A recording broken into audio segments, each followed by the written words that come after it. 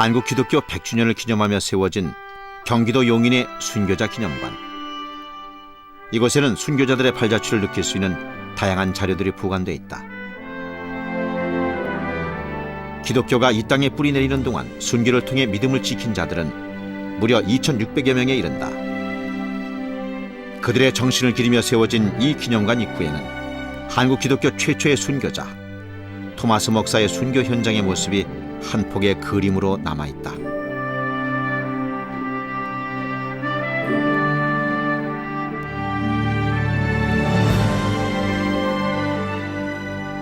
복음과 함께 찾아온 박해와 고난, 거룩한 순종으로 순결한 믿음을 지켜온 수많은 순교자들의 맨 앞에는 140년 전 대동강변에서 피를 흘린 토마스 선교사가 있었다.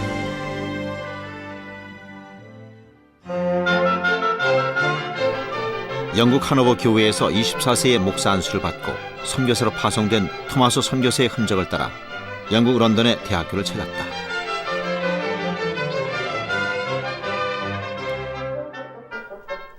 이 대학 고문소 보관소에는 140여 년 전 복음 사역을 하던 토마스 선교사의 편지가 남아있다.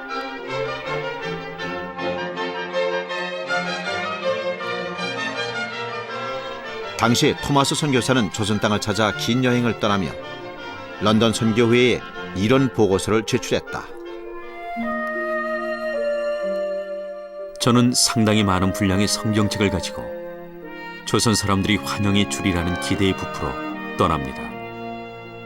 천주교의 오류들이 섞이지 않은 순수한 복음을 가지고 이 알려지지 않은 나라에 전하려는 노력을 이 사회가 인정해 줄 것을 믿습니다.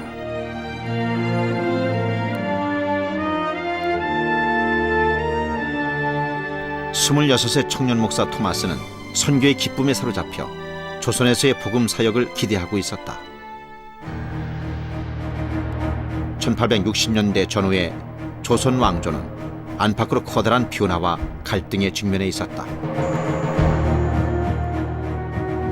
60여 년간 계속된 세도 정치로 국가 기강은 날로 문란해져 갔다.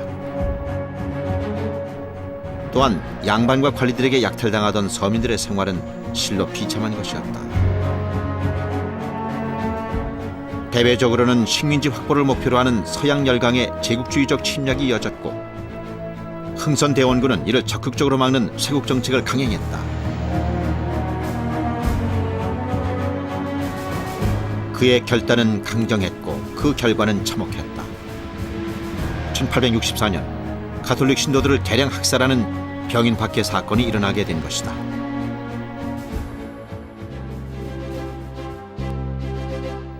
그러나 한반도를 향한 하나님의 계획은 이미 시작되고 있었다.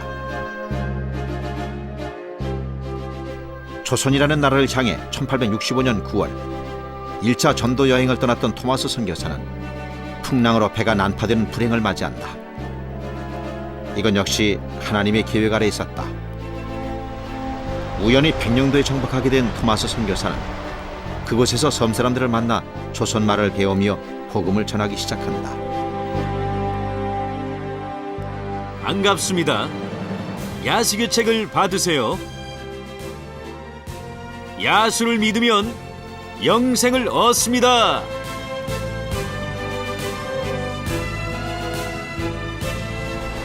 섬마을에서 이어진 짧은 복음 사역. 그는 한반도를 향한 하나님의 계획이 어떤 것인지 예감할 수 있었다.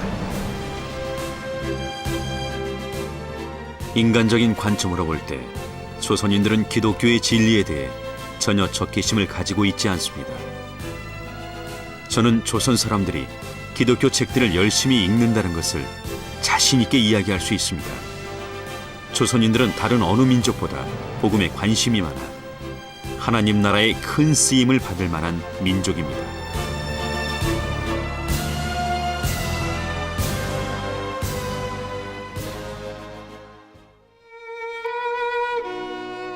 병인 박해의 소식을 전해들은 런던 선교회는 토마스 선교사의 2차 선교 여행을 반대했다.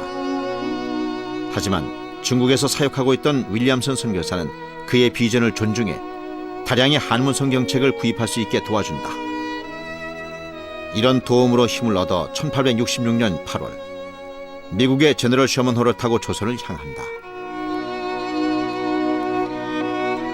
평양으로 가는 길은 그리 쉽지 않았다. 풍랑에 좌초되어 대동강변에 도착했을 때 조선의 군사들에 의해 셔먼호는 격파되었다.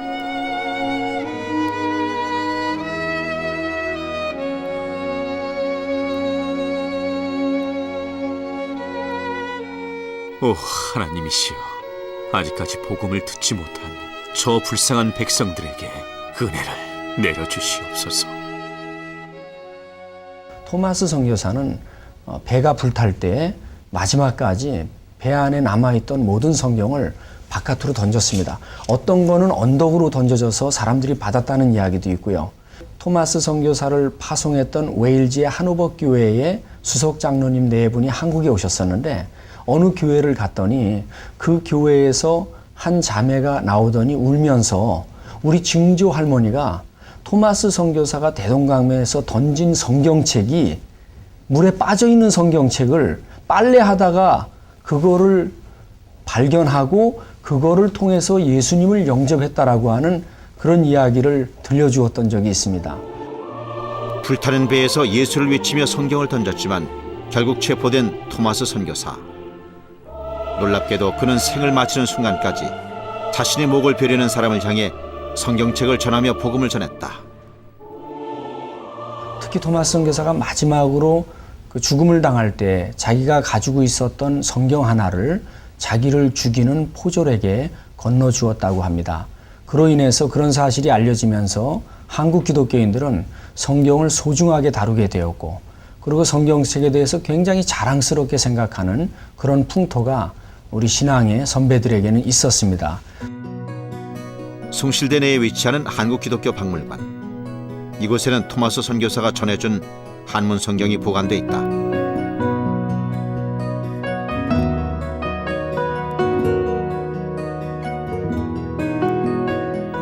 또한 토마스 선교사가 1차 선교 여행에서 머물렀던 백령도에는 그의 행적과 당시 복음의 역사가 어떠했는지를 보여주는 기념관이 세워져 있다. 백령도 마을 곳곳에 세워진 교회의 모습. 토마스 선교사의 기도에 하나님이 어떻게 응답하셨는지를 알 수 있다. 이곳 백령도는 우리나라에서 가장 복음화율이 높은 지역이라고 말할 수 있습니다. 그 이유는 토마스 선교 같은 분들이 이곳에 오셔서 복음을 전했기 때문입니다.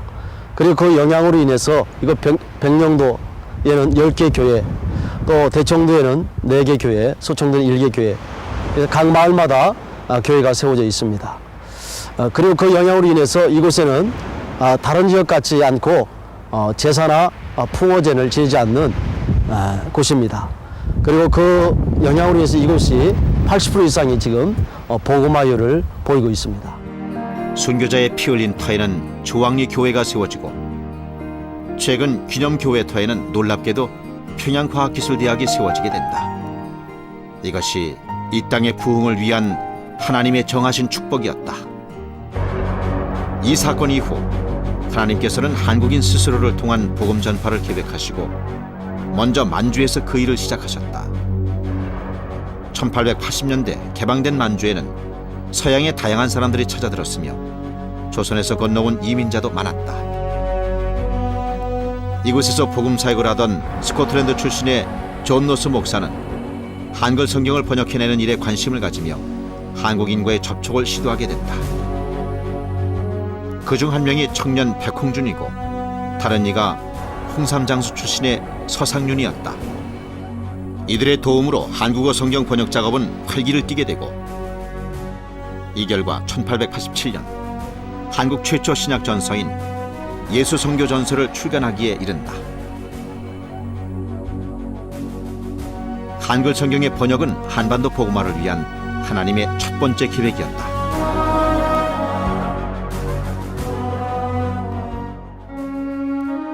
서상윤은 성경 번역 작업 중에 고향인 황해도 소울에 들어가 자신의 작은 초가집에서 전도 활동을 시작하게 된다. 가족을 중심으로 시작된 작은 교회는 혼인을 통해 더욱 번창하게 되었다. 특히 형의 권면으로 예수를 영접한 서상윤의 동생 서경조 목사는 1910년부터 세문안 교회의 동사목사로 심우하게 된다. 이것이 당시 세문안 교회의 모습이다.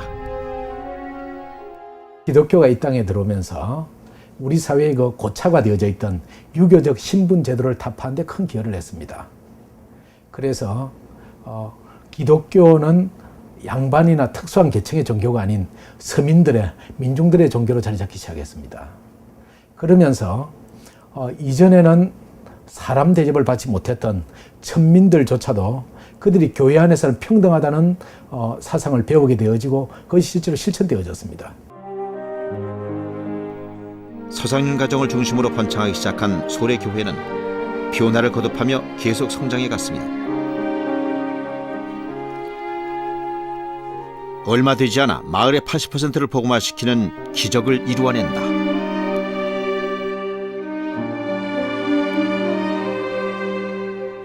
그리고 이때 하나님께서는 일본을 통한 사역도 준비하고 계셨다. 그것은 바로 원건 개화파 이수정을 통한 것이었다.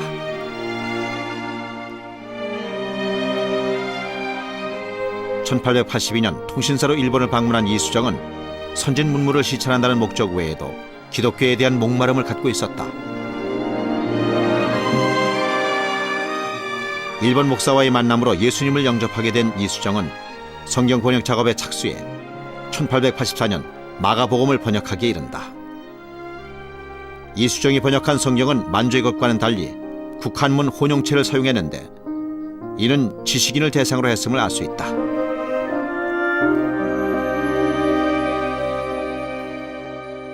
그 번역된 성경을 한국의 첫 선교사들이 들고 한국에 들어와서 선교를 시작했다는 그 역사적 전거가 한국 교회사의 세계사적인 특징이고 아주 독특한 경우인데, 이것이야말로 한국인은 스스로 복음을 받아들인 그러한 수용 경로를 가진다라는 의미가 있습니다.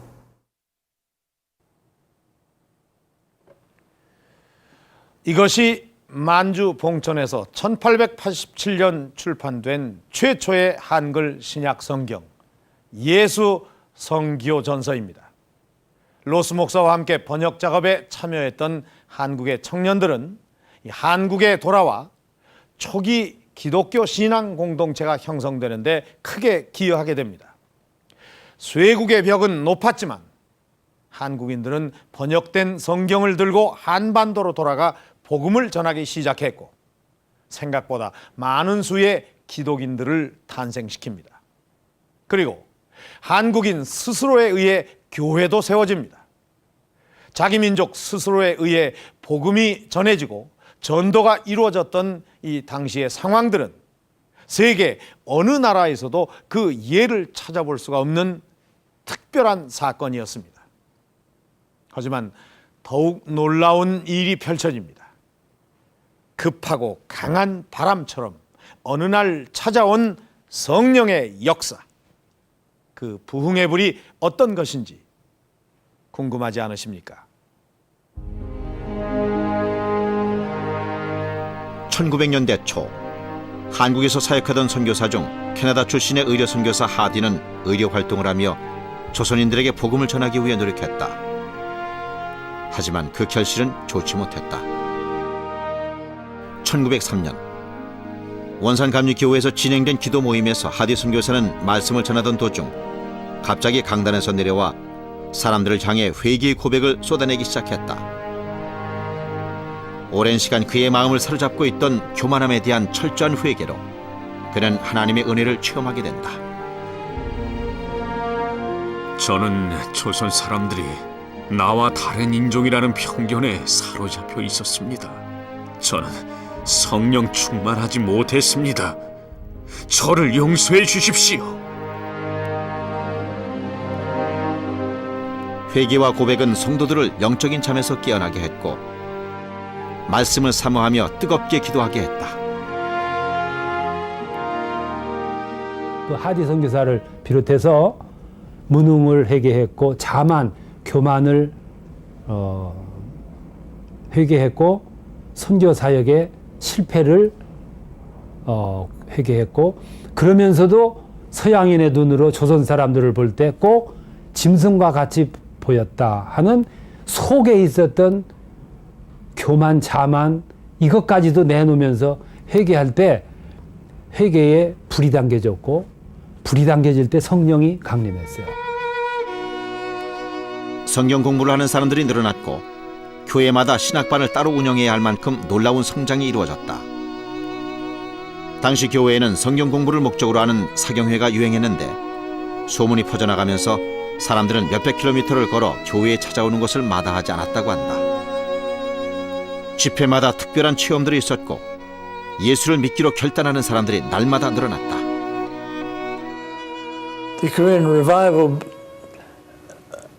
actually began, its roots began in 1903 with Dr. Hardy in Wonsan in a prayer meeting. And then as the prayer meetings grew and the in attendance, Keel Sanju Moksa started to pray for a revival by himself. Well, 4 years of prayer to lead up to the great revival.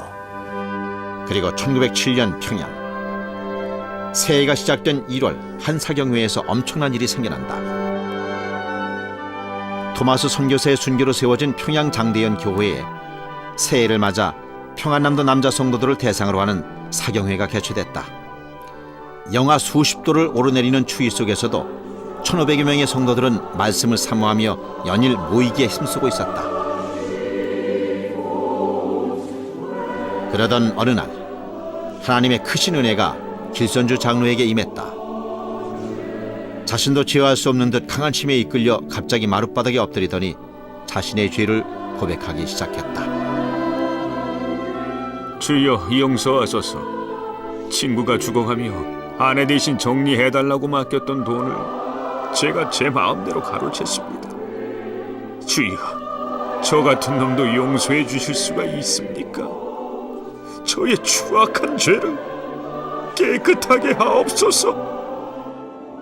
회개했던 그런 내용들은 주로 이제 개인적인 도덕적인 범죄, 예를 들면 뭐 누구에게 거짓말을 했다든지, 뭘 훔쳤다든지, 또는 뭘 착취했다든지, 심지어는 뭐 살인한 사람들도 막 떼굴떼굴 굴르면서 회개하고 그런 일들이 일어났거든요. 그래서 이제 그 전에는 죄라고 생각하지 못했던 그런 개인적인 도덕적인 범죄들, 이런 것들을 굉장히 깊이 죄로 인식을 하게 되고 그것에 대해서 어떻게 해야 되느냐 하는 이제 그런 고백들을 하게 되고. 길선주 장로로부터 시작된 회개의 불길은 걷잡을 수 없는 강한 힘으로 한 사람 한 사람을 흔들고 지나갔다.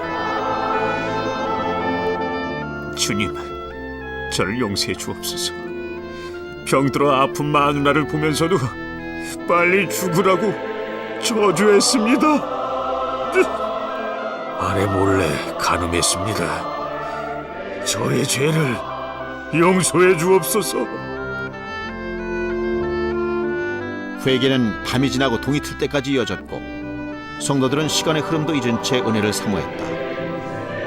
회개는 눈물로만 그치지 않았고 삶을 바꾸는 역사로 이어졌다.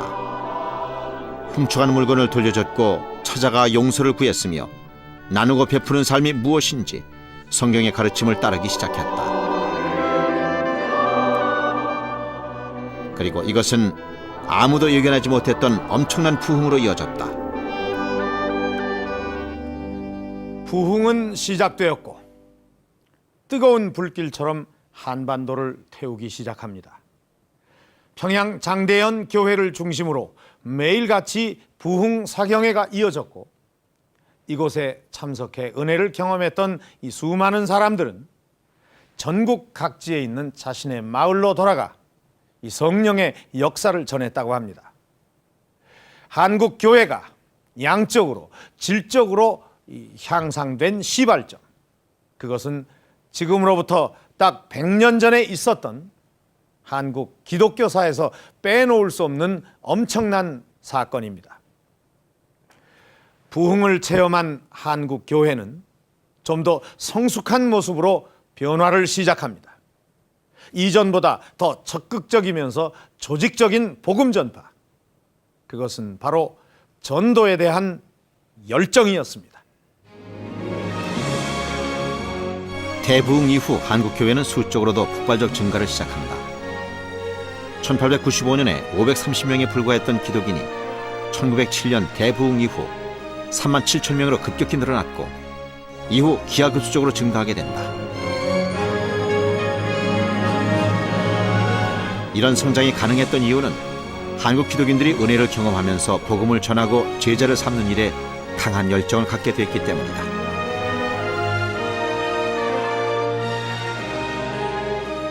또한 각 교회는 이를 뒷받침하기 위한 교단별 조직 체계를 세워나갔다. 장로교의 경우 1907년 9월 17일 대한예수교 장로회라는 이름으로 노회를 결성하는데 이곳에서 한국 교회사의 길이 남을 7명의 목사를 탄생시킨다.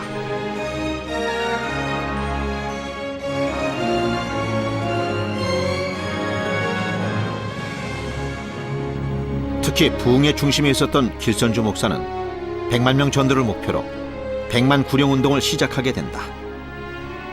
성령으로 변화된 신자의 최우선 사명이 잃어버린 영혼을 찾아 예수의 복음을 전하는 것임을 보여준 것이다.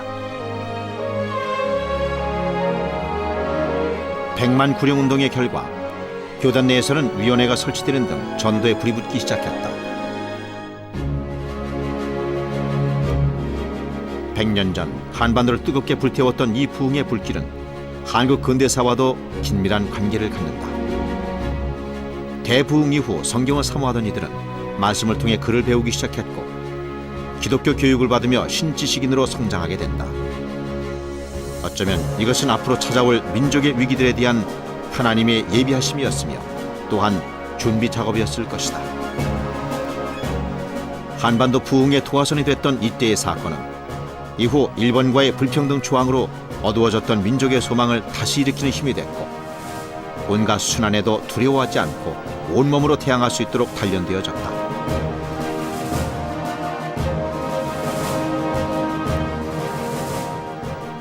지도자들조차 양심을 팔고 일제 앞에 무릎 꿇었지만 기독인들은 하나님께서 주시는 소망을 안고 조국에 대한 희망의 불씨를 다시 일으키게 된다. 결국 1907년에 임했던 성령의 역사는 이후 한반도를 찾아올 엄청난 위기들에 앞선 하나님의 예정된 축복이었던 것이다.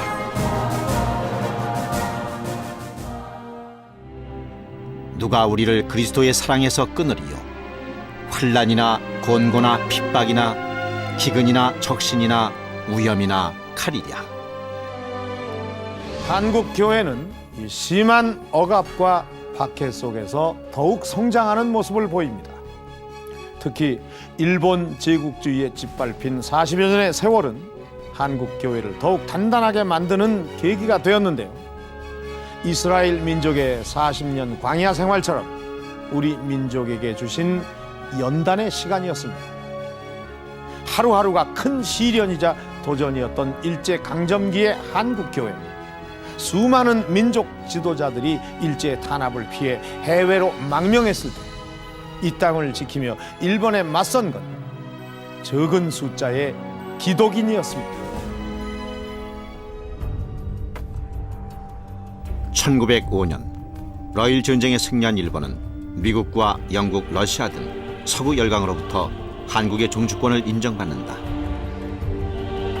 이때부터 한국에 대한 야욕을 더욱 노골적으로 드러내는 일본. 마침내 일본은 1905년 한일협상조약, 이른바 을사조약을 강제로 체결하며 한국을 사실상 식민 지배 아래에 놓는다. 이에 통분한 고종 황제는 한국의 현실을 세계 만방에 알리기 위해 밀서를 작성하고 신임할 만한 특사를 찾게 된다.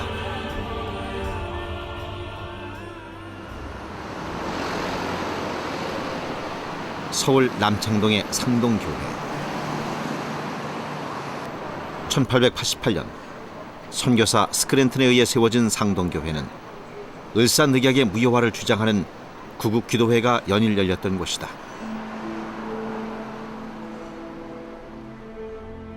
이 예배당 안에는 특별한 의미의 조형물이 있다.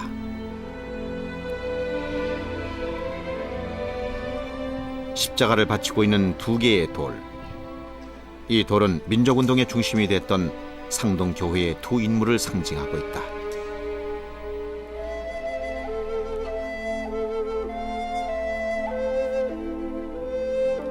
하나는 상동교회 전덕기 담임 목사이고 다른 하나는 상동 청년회 회장인 이준 열사다.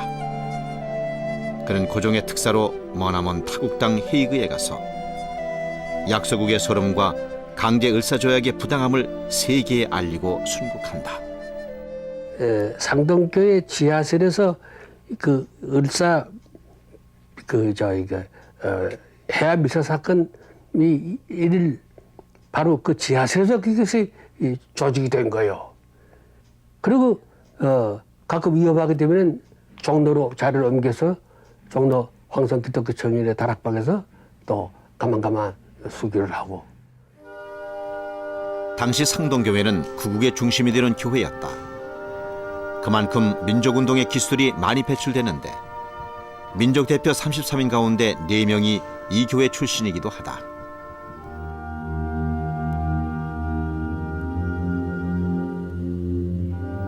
이준 역시 구국운동을 활발히 전개했다. 그러나 일본은 이 사건을 빌미로 고종을 양위시킨다.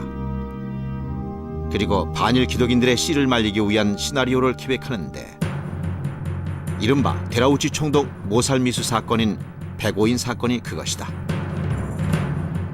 잊지도 않은 구실을 만들어 약 700여 명의 기독인들을 잡아들인 일본은 이 가운데 122명을 기소한다.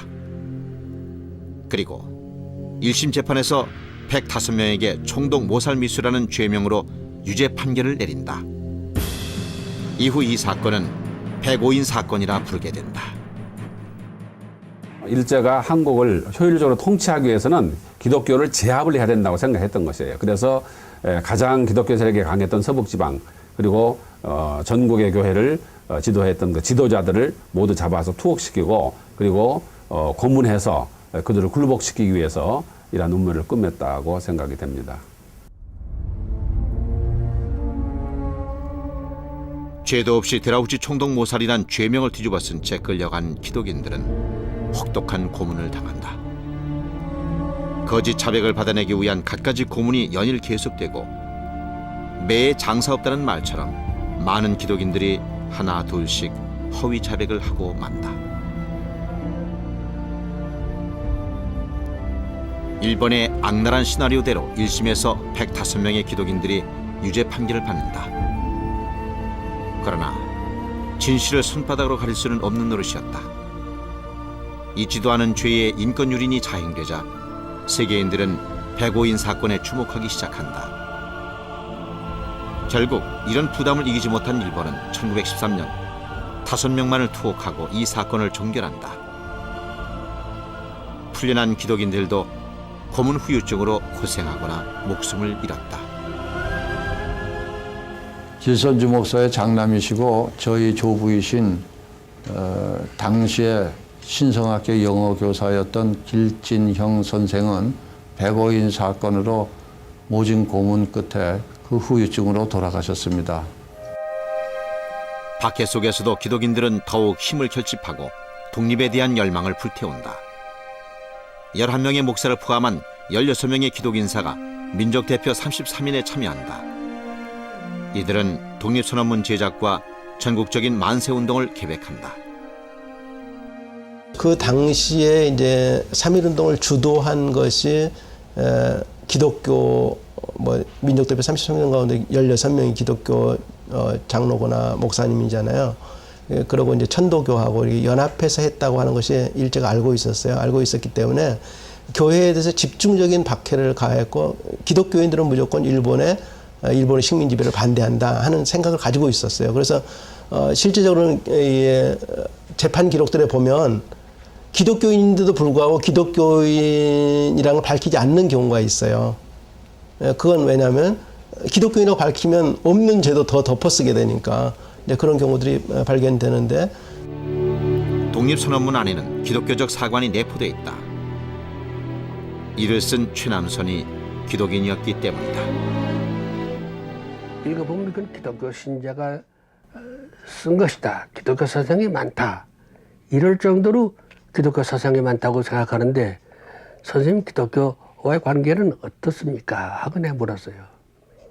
그러니까 내게서 기독교 정신을 빼면 아무것도 없지. 이 양반 이런 말을 하잖아요. 그 양반 나 그때까지는 기독교 신자도 모르는 줄 알았던데. 그러면서 하는 말이 내가 성경을 막 읽었어. 심지어 신구약 성경만 아니라 그 예전까지도 내가 자세히 읽은 사람이요. 시시종종의 금석 맹약을 식하였다 하여 일본의 무신함을 죄하려 하지 아니하노라. 금일 오인의 소임은 다만 자기의 건설이 유할 뿐이요 결코 타인의 파괴에 있지 아니하노라.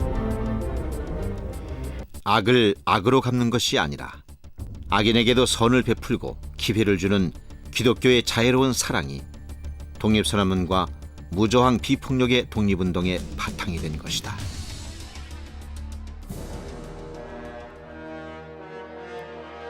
마침내 1919년 3월 1일 전국적으로 대한독립을 외치는 만세운동이 일어난다. 남녀노소, 양반 천민 구분할 것 없이 전 백성이 하나가 돼 거리 곳곳에서 목청껏 만세를 외쳤다.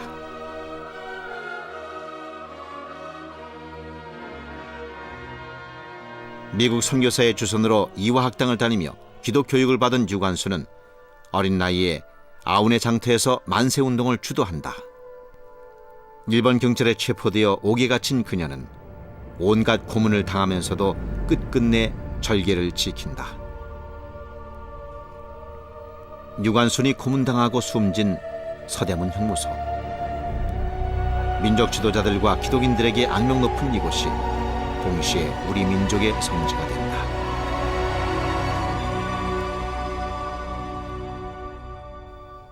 대중의 삶 속에 뿌리 내린 기독교는 민족의 고난과 함께 더욱 성숙해집니다. 자신에게 지워진 십자가를 순종으로 받아들인 성도들이 있었기에 한평 남짓의 단칸방에서도 혹은 질척한 논바닥에서도 교회는 더욱 모이기를 힘씁니다. 그럼에도 불구하고 이 순환과 박해는 여전히 계속되고 이 민족을 향한 하나님의 뜻이 어디에 있는지 혼란스럽기만 한 그때 한국 교회는 한국 교회사 100년을 통틀어 찾아보기 힘든 참으로 비극적인 사건을 경험하게 됩니다.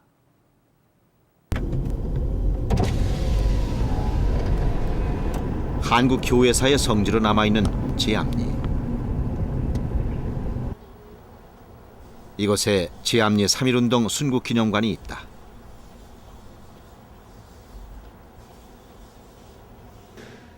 (395평의) 넓은 대지 위에 2개의 전시관과 교육관을 갖추고 있는 제암리 3.1운동 순국기념관. 과연 90여 년 전 이 땅에선 무슨 일이 있었던 걸까? 1919년 3월 30일 제암리 인근의 바란장터에서 대대적인 만세운동이 일어난다. 일본 헌병은 이를 주도한 세력을 기독인으로 보고 4월 15일 화성군 제암마을에 모여 천인공노할 만행을 저지른다. 15세 이상 된 남자 교인들을 불러 모은 일본 헌병은 이들을 예배당 안에 몰아넣고 불을 지른다. 뜨거운 불길 속에서 사람들의 절규가 터져나왔다. 불을 피해서 창문을 부수고 나오는 교인들을 향해선 총을 쏘아댔다. 아이에게도 무차별 총질을 해야 되는 끔찍한 만행이었다. 그냥 패는 건 총소리가 나더니 우리 영감이 쓰러졌대요. 나 그랬지요. 그 소리 듣고 뜨거워서 산채로 불러온 것보다 낫다. 먼저 숨 끊어졌으니까 나 이렇게 생각을 해줍니다. 이 같은 학살은 비단 제암리에서만 일어난 것이 아니라 정주교회, 강계교회, 위원교회 등 교회를 중심으로 일어났다. 3.1운동을 기점으로 이듬해 3월까지 전국적으로 소각된 교회 수가 무려 57개에 이른다.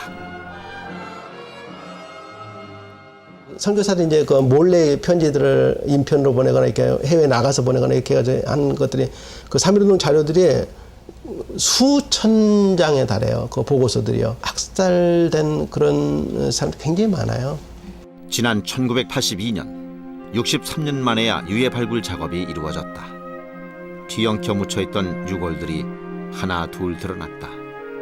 당시 구사일생으로 목숨을 구한 전동리 할머니는 그날의 참혹함을 이렇게 증언하고 있다. 이제 이 예배당제는 다 해주고 그 사람들 마음먹는 대로 다 주겠죠. 다 주겠는데 좀 뛰어나온 사람 또 창의로 찌르고 총이로 놓고 그래고 그 안 붙은 집은 다 댕기면서 랑 불을 놓고. 교회를 불태운 것도 모자라 30채가 넘는 마을 초가집을 다 태운 그들은 미처 산으로 도망가지 못한 아녀자들까지 잡아다가 고문하고 가뒀다. 지옥이 따로 없는 형국이었다. 제암리의 비극은 오히려 하나님으로 향한 마음에 불을 당긴다. 기독인의 씨를 말리려던 일제의 만행은 남아있는 사람들에게 더욱 단단한 신앙의 뿌리를 심어줬을 뿐이다. 박해가 크면 클수록, 어둠이 깊으면 깊을수록 하나님을 향한 열망도 강해졌다. 한국 교회는 그렇게 단단해져 갔다. 한국 교회의 가장 큰 특징은 민족과 함께, 민족의 권한과 함께 갔다는 것에 있습니다. 실제로 3.1운동을 비롯한 수많은 민족운동에 기독교는 실제로 참여하여서 한국 민족 자체를 민족운동의 중요한 그 현장으로 함께 이끌어가지고 함께 교회와 민중이 함께하면서 실제로 민족운동을 주도했다는 것, 이것이 이제 한국교회, 특히 민족교회의 가장 특징적 역할이었다, 공헌이었다, 이렇게 볼 수 있습니다. 시골 마을의 고즈넉한 평화를 되찾은 이곳. 제암리는 평화롭기 그지없다. 용서는 하되 잊지는 말자라는 말처럼 죽기까지 찬양하며 모든 영광을 하나님께로 돌린 숭고한 죽음을 우리는 기억해야 한다. 나라와 민족의 운명과 함께했던 기독인의 참 신앙을 오늘날에도 되새겨야 할 것이다.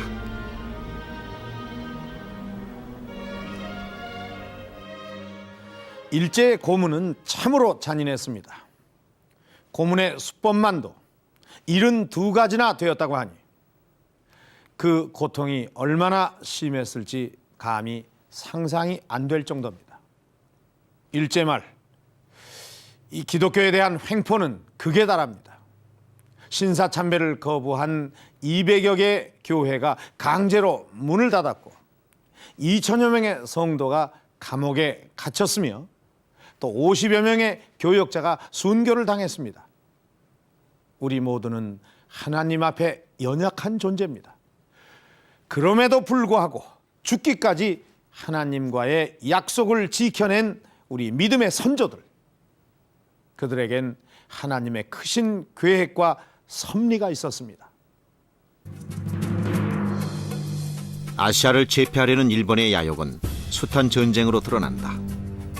1931년 만주사변을 일으킨 일본은 전쟁을 승리로 이끌기 위해 구심점을 찾으려 했다. 그것이 바로 신사참배의 강요였다. 신사란 일본 역대 천황들과 일본 전쟁 유공자를 신으로 모신 사당으로 일본은 한반도에 조선 신궁을 세우고 한국 신민으로서 절하기를 강요한다. 창씨개명과 더불어 많은 국민들이 신사제례 의식에 내몰렸다. 학교나 일터, 어느 곳에서나 신사참배가 행해졌다. 1910년대 중반에도 기독교 학교에까지 그 신사 참배하라는 그런 요구가 와서 기독교 학교들이 응하지 않았었죠. 응하지 않아서 총독부에서 이거 강요하면 막 위협은 했지만 강요하면 뭐 그렇게 인기가 없고 그래서 오히려 그 부작용이 나겠다 이렇게 생각해가지고 그걸 이제 중단했던 것인데, 전쟁이 계속될수록 신사참배에 대한 강요도 더욱 기승을 부린다. 그러나 신사참배는 하나님의 계명을 어기는 일인 만큼 기독인들에겐 수용하기 어려운 일이었다. 신사참배에 대한 교회 지도자들의 입장도 엇갈리게 되면서 한국 교회는 분열을 겪게 된다. 일제의 강압에 못 이겨 천주교와 감리교가 신사참배는 국가의식이라고 인정하며 일본의 요구에 응하고 만다. 그리고 1938년 최대 교파이자 마지막 보루였던 장로교회마저 총회를 거쳐 신사참배 결의안을 통과시키고 만다. 한국 교회는 모든 교단이 신사참배에 굴복하고 말았습니다. 이것은 교회사적인 맥락에서 볼 때 한국 교회가 회절했다고 하는 것입니다. 진리가 변질됐다고 하는 것입니다. 그리고 민족의 아픔에 민족 정기와 함께 그래서 주요한 독립운동, 민족운동에 선봉했었던 교회가 이제 일제와 타협하고 부일 협력하기 시작했다는 것입니다. 한국 교회와 교단이 신사참배 강요에 무릎을 꿇고 항복의 백기를 들었을 때 몇몇 교회와 목회자들은 그와 반대의 입장에 선다. 신사참배를 거부하며 그리스도의 몸된 교회를 지킨 분들 가운데 손양원 목사가 있다. 여수구치소에서 쓴 그의 글에는 고난을 사랑했던 한 신앙인의 절개 높은 향기가 묻어난다.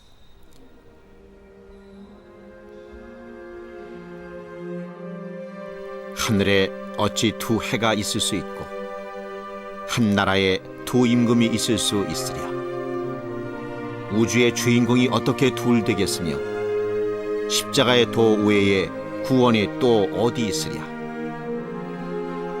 세상에는 주인도 많고 신도 많으나 여호와 이외에 다른 신 내게 없구나.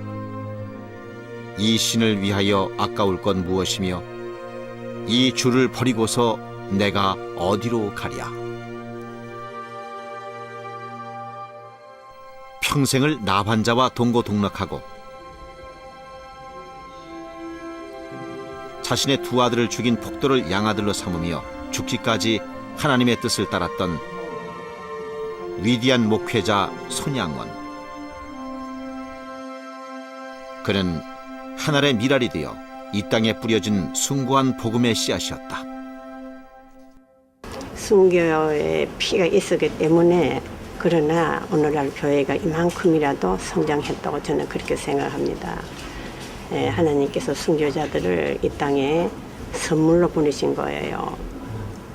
자기를 부인하고 날마다 자신의 십자가를 지고 제자로서의 삶을 살아간 고 이기풍 목사. 그 또한 그리스도의 본을 따라 산 위대한 순교자다. 하나님을 알기 전 그는 선교사를 핍박하던 인물이었다. 마페 선교사를 돌로 칠 정도로 반기독교인이었던 이기풍.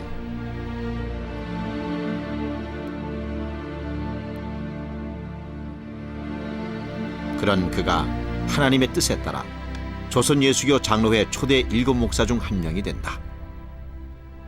그 후 한국교회 창건에 힘쓴 이기풍 목사는 조선예수교 장로회 총회 10회 총회장을 역임한다.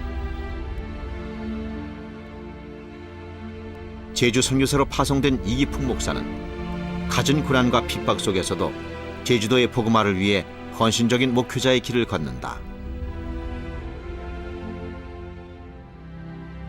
그의 진심이 받아들여지면서 제주도에 교회가 생기고 성도들이 늘어났다.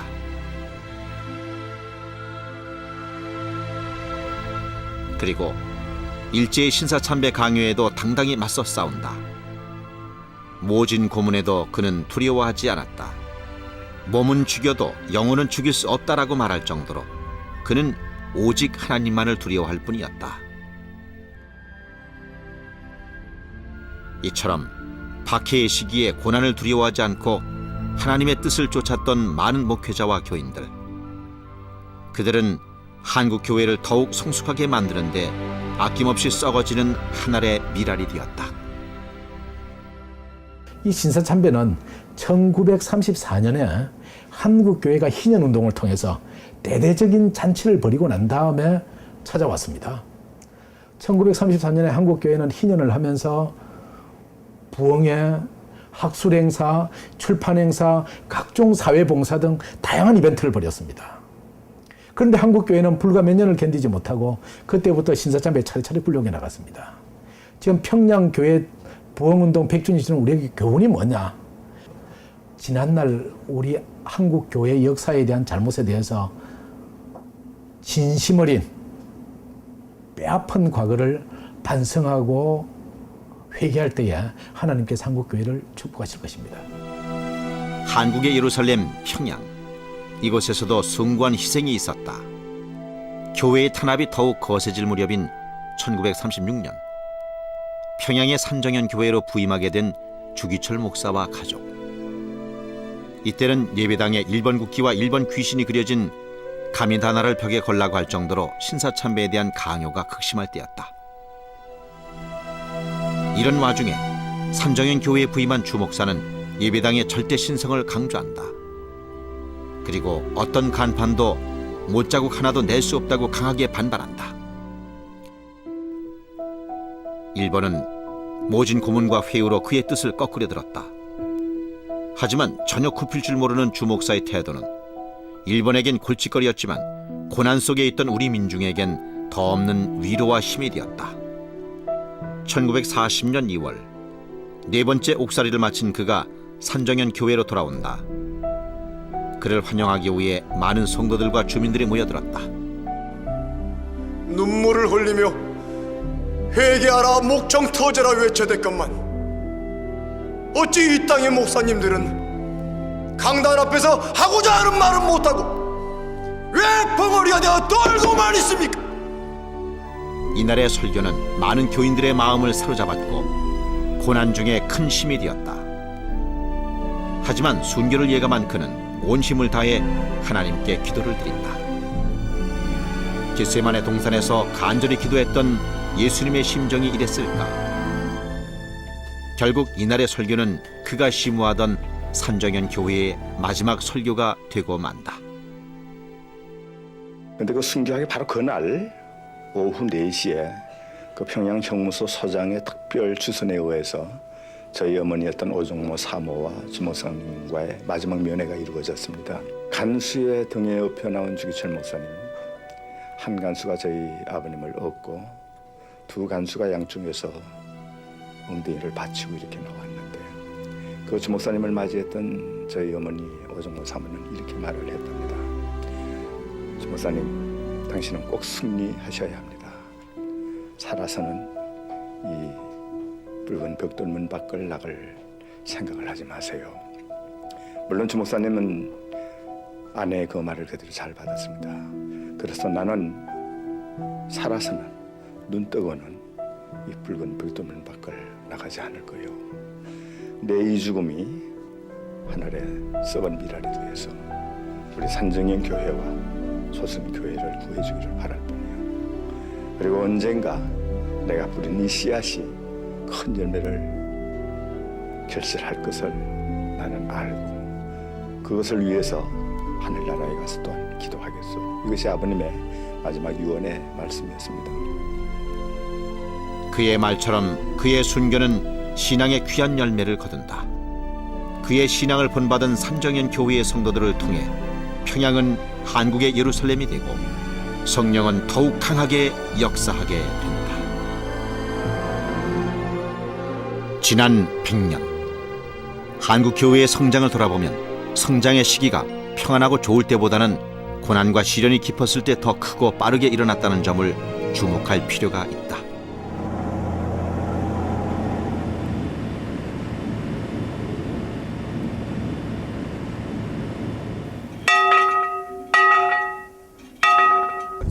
한국 대학생 선교회 김준곤 총재. 지금은 여기 그가 신앙의 어머니를 찾아 멀리 증도까지 내려왔다.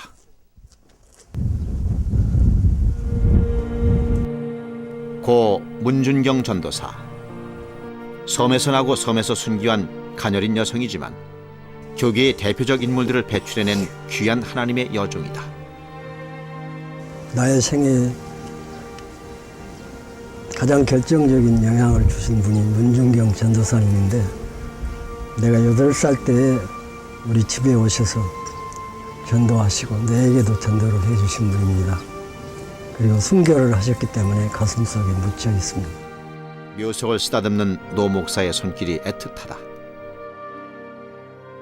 한국 전쟁 당시 함께 순교할 뻔했던 아련한 기억이 남아있기 때문이다. 섬까지 쳐들어온 공산당은 문 전도사가 처음 개척한 임자도의 진리교회 교인 48명을 한꺼번에 학살하고 문준경 전도사도 59세에 중동리 모래밭에서 순교당한다. 하루에도 수차례 나룻배를 타고 이 섬 저 섬을 오가며 개척한 신안군 일대의 12개 교회. 목사도 남성도 아닌 여성 전도사로서 수많은 교회를 세우고 미래 기독교의 리더들을 양성해낼 수 있었던 원동력은 무엇이었을까?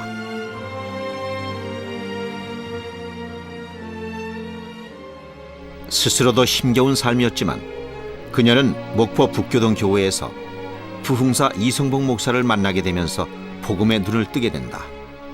경성성경학교에서 체계적인 교육을 받은 문준경은 전도인이 돼서 고향인 신안군으로 내려온다. 열악하기만 한 섬 환경 속에서 때론 의사가 돼서 아픈 이를 돌보고 때론 어미가 돼서 줄인 이를 먹이며 손발이 터져가며 땅을 고르고 흙을 나르며 손수 교회를 지었던 문준경 전도사. 당시에 세운 교회들은 진리의 통로가 되어 60여 년이 흐른 지금 95%의 지역 복음화라는 풍성한 열매를 맺고 있다. 한국 교회는 민족의 비극인 한국 전쟁을 거치면서 더 큰 시련에 봉착하게 됩니다.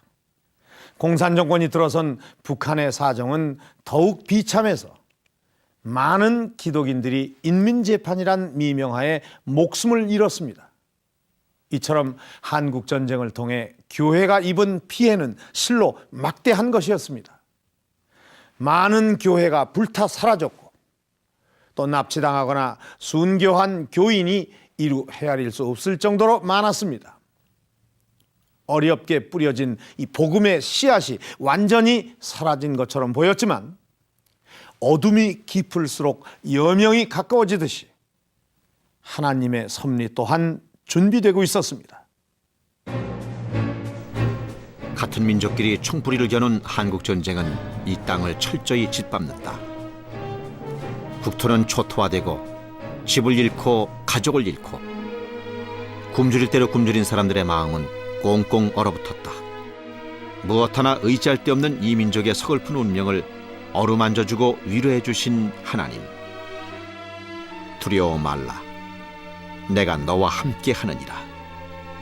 놀라지 말라. 내가 너의 하나님이 되느니라. 내가 너를 굳세게 하리라. 참으로 너를 도와주리라. 참으로 나의 의로운 오른손으로 너를 붙들리라. 성전이 자취를 감춘 자리 위에 천막교회가 세워진다. 다행스럽게도 복음의 씨앗은 얼음처럼 굳은 땅 속에서도 죽지 않고 살아있었다. 사람들은 더욱 말씀을 사모하며 천막으로 모여들었다. 참으로 놀라운 숫자였다. 전쟁으로 고아가 되고 소리를 빼앗긴 농아들의 찬양이 울려 퍼졌다. 고사리 손으로 수화를 베어 하나님께 드리는 찬양. 세상 무엇보다 아름다운 찬양을 기뻐 받으셨을 하나님. 재건은 빠르게 이루어졌다. 하나님이 파송하신 해외 선교사들이 구호에 나서면서 한국 교회는 다시 힘을 얻기 시작한다.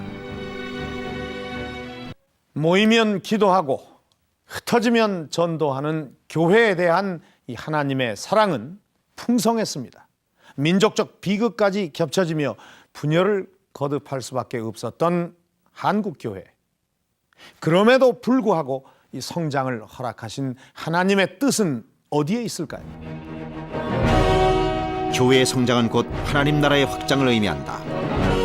교회를 통해 하나님의 선한 뜻이 세상에 전파됨을 기억할 때 교회와 성도들의 사명은 매우 중요하다. 한국 교회의 내쉬는 성장만이 사회에서 빛과 소금의 역할을 능히 감당해낼 수 있게 할 것이다. 우리는 이미 120여 년의 시간 동안 얼마나 많은 열매를 맺었는지 알고 있습니다. 양적 성장 못지않게 영적으로도 충만했던 이 한국에서의 놀라운 교회의 부흥. 그것은 분명 하나님이 우리에게 허락하신 큰 축복이며 세계 교회는 이를 기적이라고 말합니다.